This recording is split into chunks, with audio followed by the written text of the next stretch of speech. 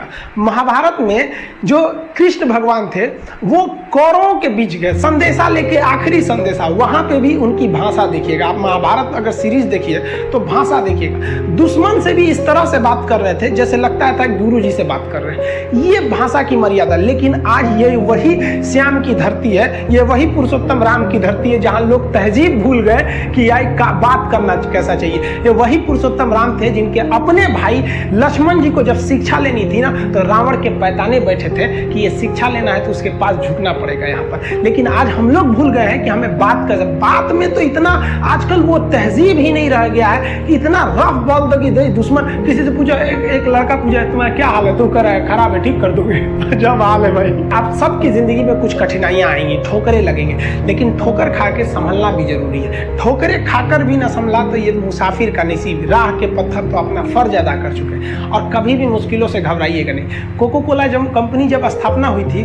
तो एक साल में केवल इसके 25 बोतल बिके थे।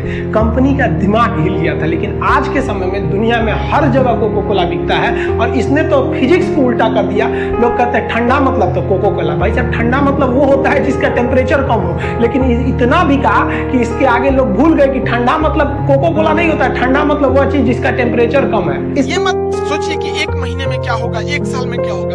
आप ये सोचिए कि अभी जो 24 घंटा आपके पास, इसमें आप क्या कर सकते हैं इस 24 घंटे के अंदर अंदर। क्योंकि कुछ पाने के लिए कुछ खोना नहीं बल्कि कुछ करना पड़ता है। इस समाज का एक दस्तूर है कि आप कब सही थे ये कोई याद नहीं रखेगा, लेकिन आप गलत कब थे ये कोई भूलेगा ही नहीं। तो इस दस्तूर है, ये सबके साथ होता है, इसे लेकर चलना है। समाज की जब दर्द और कड़वी बात जब ये दोनों सहन होने लगे आपसे तो समझ जाइएगा आप जीना सीख गए। हम भी कभी कभी महिलाओं को, लड़कियों को कुछ कुछ बोल देते हैं, आप बुरा नहीं मानेंगे। देखिए, क्लास की भी जो लड़की रहती है वो भी समझती है।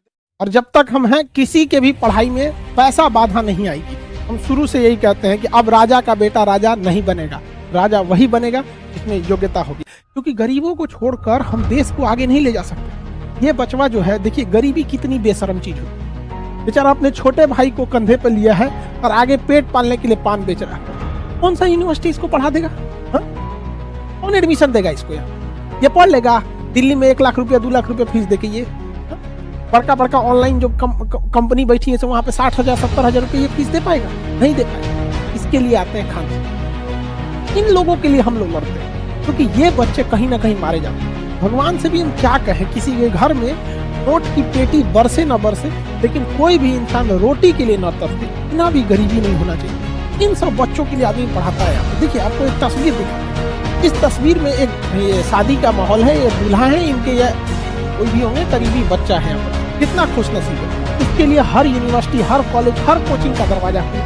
लेकिन इसी की शादी में ये महिला को देखिए, ये लाइट लेके घूम रही है, अपने सर पे लाइट लेके जा रही है। और इस महिला का संघर्ष देखिए, इसके एक छोटे से बच्चे को गोद में ले रखा है। अब इसका जीवन का संघर्ष देखिए, छोटे से बच्चे को गोद में रखा है। इसका ये भी एक बच्चा है, एक इसका नसीब भी है और ये भी एक बच्चा है, इसका नसीब है। इसको सारा जगह दरवाजे खुले, इसके लिए बंद रहेंगे दरवाजे। लेकिन याद रखिएगा, खान अभी जिंदा है, तब दरवाजे बंद हो जाएंगे, फिर भी हम इनके लिए लड़ते रहेंगे। इस बच्चे को भी पढ़ाएगा इंसान। इतनी सस्ता, इस पढ़ाई की इतना सस्ता और इतना क्वालिटी बेहतरीन करेंगे ना कि आने वाले भविष्य में जब ये बच्चा पढ़ेगा और ये बच्चा पढ़ेगा तो सक्सेस के मामले में दोनों बराबर खड़े होंगे। कहीं ना कहीं ये बीट कर जाएगा।